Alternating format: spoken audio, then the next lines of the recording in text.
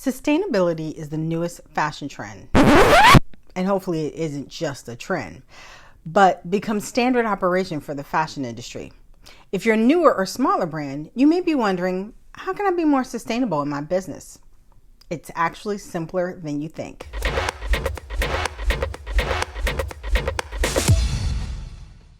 There are a lot of newer and smaller brands that want to be more sustainable, want to make sure that they're not part of the problem, and want to make sure they're contributing to a future fashion industry that doesn't harm the environment.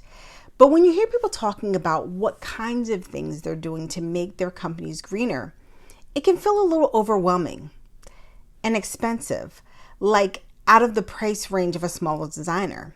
So what are your options? Well, I'm here to share that with you today. Before we get into that discussion, if you're new here, my name is Mikkel. If you're not, welcome back. Thanks for coming back. This channel is dedicated to digital fashion design, and we also talk about tips, secrets, and working as a creative in the fashion industry, whether that's in corporate or as an indie brand. So if you're interested in any of those topics, you're in the right place. Make sure you hit that subscribe button and the notification bell to get an alert when I post a new video. So what can a small fashion designer or a brand do to be more sustainable and still be fashionable? What's the first thing that comes to your mind when you think of sustainable fashion? If you're like a lot of designers and customers, it might be things like this.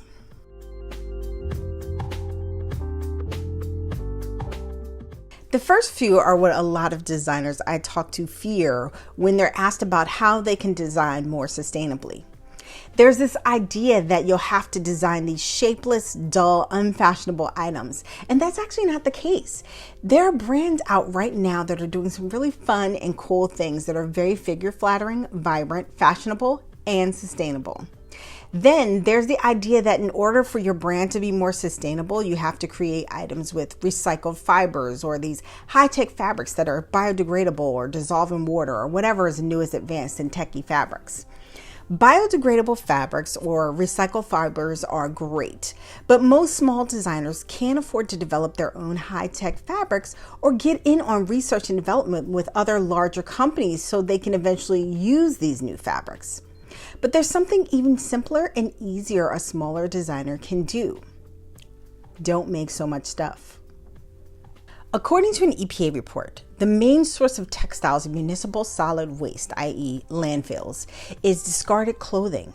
And in 2018, landfills received 11.3 million tons of municipal solid textile waste. Another article published through the BBC in 2020 said that an estimated 92 million tons of textile waste is created each year. And by 2030, we're expected as a whole to be discarding more than 134 million tons of waste a year. That's a lot of clothing being thrown out every year and sitting in a landfill. So, how do we tackle this really overwhelming problem? Well, I have 5 strategies you can implement right now, and they're strategies that are doable on a smaller level, meaning as a smaller brand, and they're not only sustainable, but also potentially profitable. Companies like Eileen Fisher and Patagonia are already doing this, but you can set up a service that repairs your items. What's great about this is that it encourages people to use your designs longer instead of just throwing it out. Great for the environment. And on a more practical level, people tend to spend more on items they keep longer, which means you might be able to charge a little more. Or for a lot of designers who underprice their work, properly price the item. This one may be a little trickier to implement, but deciding to buy back older items could be an option for you. Of course, the benefit to the environment is that it keeps an item out of a landfill. And what your brand may be able to do is mend it, dry clean, and sell it as secondhand or pre-loved, as I've heard brands say. Or you can disassemble it and make something new, then sell that item as a limited edition or one of one. If you're still setting up your new business, why not think about finding ways to use thrifted items or fabrics as part of your business model?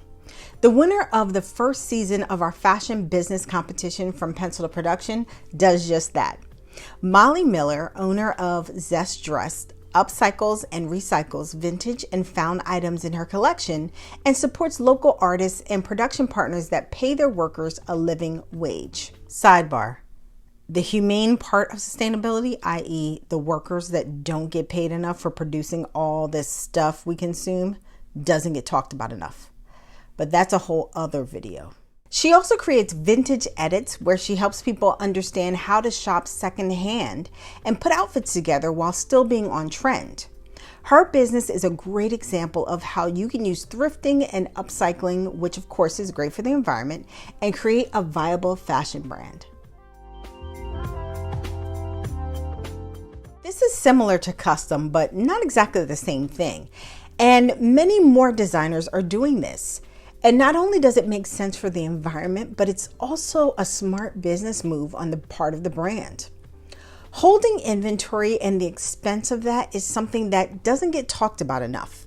What I mean by that is that most manufacturers, when you're ready to do bulk production, require you to order a minimum number of items. Even small production usually requires something like 25 to 50 pieces. And larger manufacturers can require 500, 1,000 plus. That's 25 or 500 items that you have to pay for, ship to a warehouse or your home to sit in your basement or garage or that corner of your apartment that you don't use, and then house them until you sell those styles. That also means that you have to have the money up front to pay for the production, plus shipping to get them to your house or your warehouse. And you're putting out a nice chunk of change before you even know if someone's going to buy the style. When you do pre-order, you can not only gauge interest in the design before you produce it, but you can also get the money to make the design prior to producing it, which also means you don't have to come out of pocket, or at least not nearly as much. And manufacturing on demand offers the same benefits. Someone orders your design and it's manufactured after they actually pay for it. The company Resonance in New York City is an example of this, and they currently produce items for several brands such as Pure Moss, The Kit, and Little Mink Off. So not creating excess inventory, great for the environment, and not holding inventory at all, great for your pockets. This is my favorite, of course, and what I like about the idea of digital fashion software and sustainability is that it feeds into a designer's creativity and design development.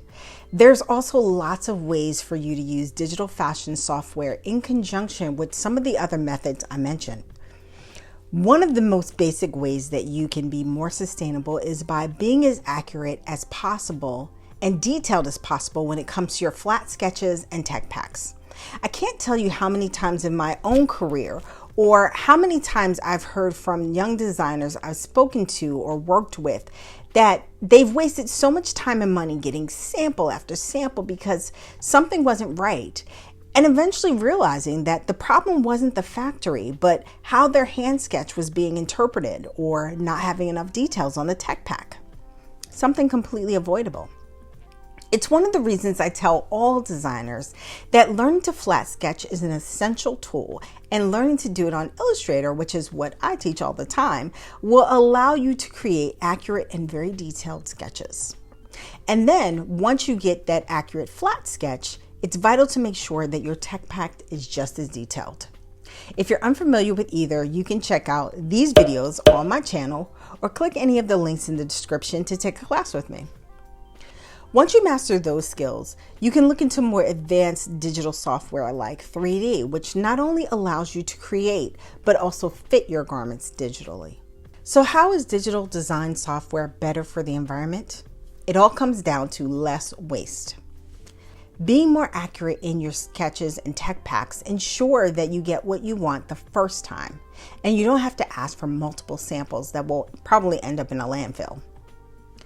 Fitting your garment virtually means that the first physical garment will most likely be much more accurate, and you won't have to ask for additional samples before moving forward into bulk production.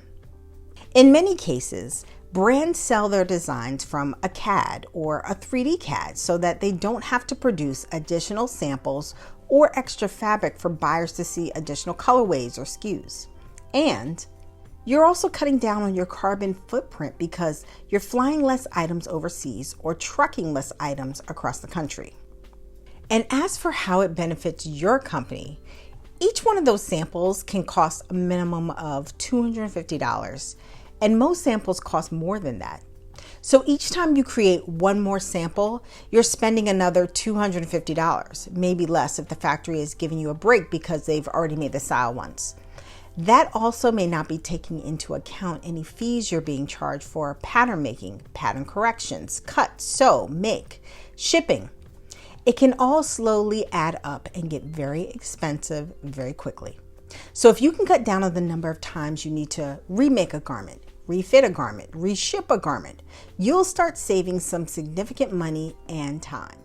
In the words of poet and spoken word artist Gil Scott-Heron, nobody can do everything, but everybody can do something. I would never say that once you implement these things, you can call yourself a sustainable fashion brand. I don't even think the industry has a concrete definition of what that is. But certainly implementing one or more of these strategies can help your brand do something that can help us move toward making our industry one that is better for the world and has a much more positive impact on the earth. Thanks for watching today's video. Make sure you like, comment, subscribe, and share this video if you found it helpful. Have a fantastic week, and I'll see you next time.